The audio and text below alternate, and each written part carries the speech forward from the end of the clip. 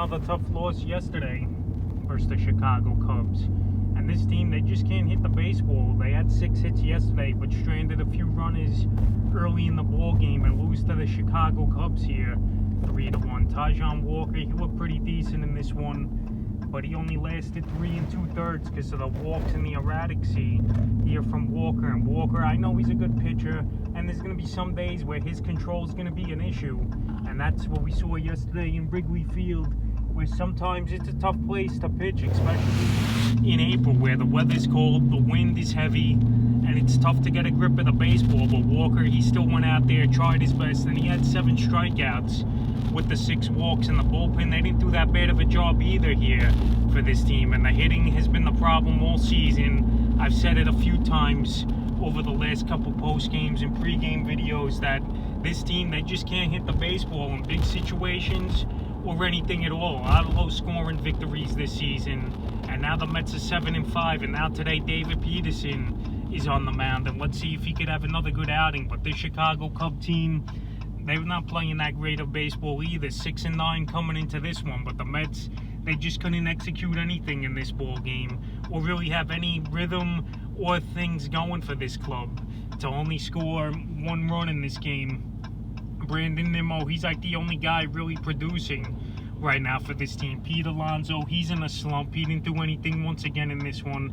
Francisco Lindor, I'm going to be honest here, he's been horrible so far since he got the contract here with this team. And hopefully he gets things going and gets hot again like he was in spring training before signing the deal. Maybe he's pressing too much, or maybe he's just not used to the National League pitching, whatever the deal may be. But Francisco Lindor, he's just not getting things done right now for this Met team. And it's pretty frustrating to see him go up there and ground out to the pitcher or just roll one over to second base more times than not is Lindor. I know his fielding's been great, but you don't give a guy $34 million a year just to go out there and field the baseball. He's got to produce at the plate, and right now he's not doing that, and no one really is for this Met team. Michael Conforto, another guy who wants a big contract and is a free agent after the season, and right now I wouldn't give him a big contract. He's done nothing this season, and let's be honest, he's only had 2 good seasons throughout his major league career, Conforto, and obviously he had that shoulder surgery